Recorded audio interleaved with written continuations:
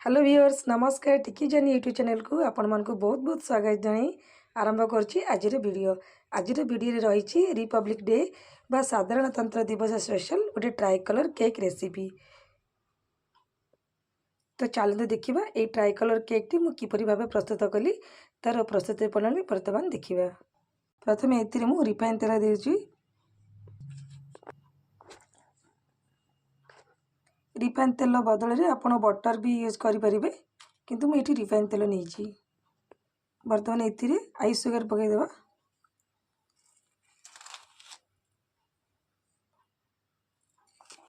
तेल और ice sugar को भल भाव में मिसईदेवा।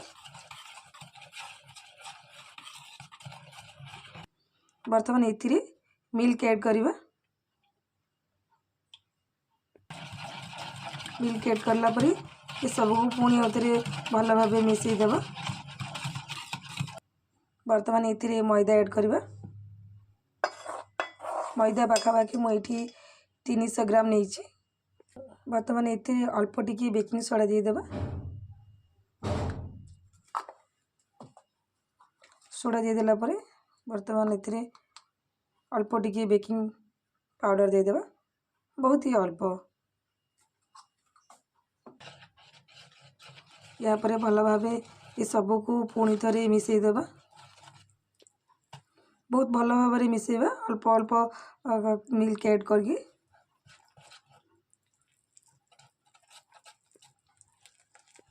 ये बैटर को भल भाव में मिक्स करिया पड़िबो। भल भाव में मिक्स करले ही आमर केकटा जिते बड़े प्रस्तुत हो से केकटा बहुत ही नरम होगी केकटा प्रस्तुत हो। से बैटर को बहुत भल भाव में मिक्स करने को पड़िबो। जमीती कि बेटर रे किछि भी खदड़ी अंश रही। अल्प अल्प मिल्क ऐड करके हमें मिसेबा यहाँ को। बर्तमान ये बेटर रे गोटे चामच अमूल पाउडर देदेबा एवं पुणी थे भल भाव में मिक्स करदेबा।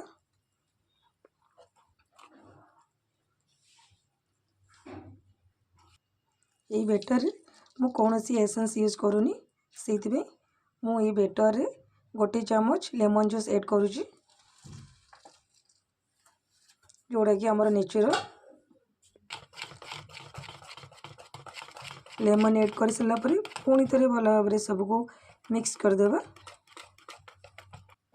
बर्तमान देखंतु मु बेटर को 3 पार्ट डिवाइड कर दीची जेहेतु मु ट्राई कलर केक करबा को जाउची।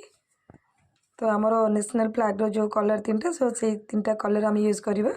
से गोटे व्हाइट कलर गोटे ग्रीन कलर गोटे ऑरेंज कलर। ग्रीन कलर आउ ऑरेंज कलर पे मु कौन सी केमिकल यूज करिनी केमिकल रंग मु नेचुरल कलर यूज करिछि। नेचुरल कलर मीन्स नेचुरल जो आमर जो पालंग सागर कलर टाक मुझे यूज कर पालंग सागर पत्र को गरम पानी भिजेकी तो ग्राइंड करके तार जूसटा को बाहर कर ग्रीन कलर यूज कर। ऑरेंज कलर पाई मु गाजर यूज करिछि। गाजर को मु ग्रेट करके तार कलरटा इधर यूज करिछि। तो चलतु बर्तमान आम केकटा केमती डेकोरेट करुछि सेटा देखैबी। केक प्रस्तुत करने मु गोटे केक टिन नहीं।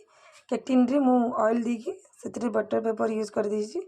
बर्तमान बटर पेपर ऊपर भी टिके ऑयल लगेदेबा आम।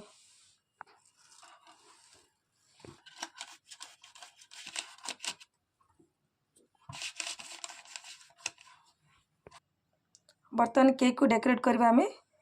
तो फर्स्ट ऑरेंज कलर देदेबा।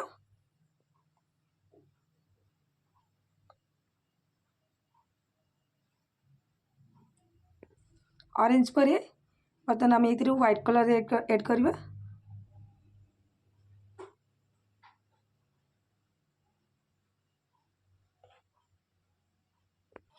व्हाइट पर बर्तमान ग्रीन कलर देबा।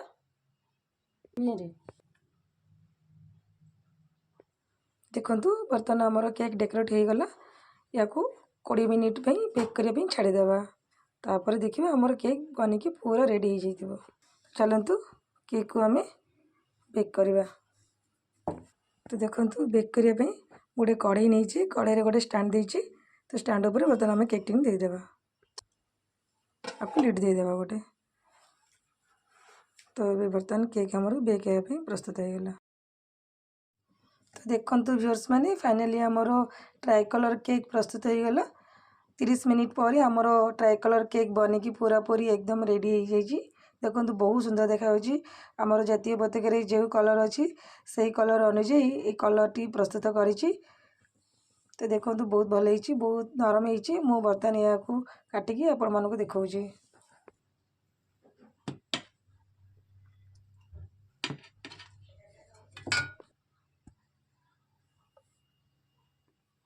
देखो केकटा केते नरम हो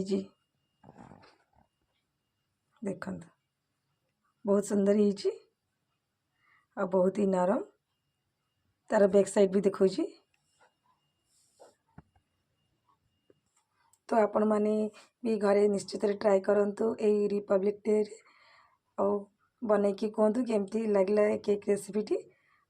जदि भल लगी ताले चैनल को सब्सक्राइब करंतु लाइक करंतु आउ शेयर करंतु। वीडियो देखि बहुत बहुत धन्यवाद। रहिली नमस्कार।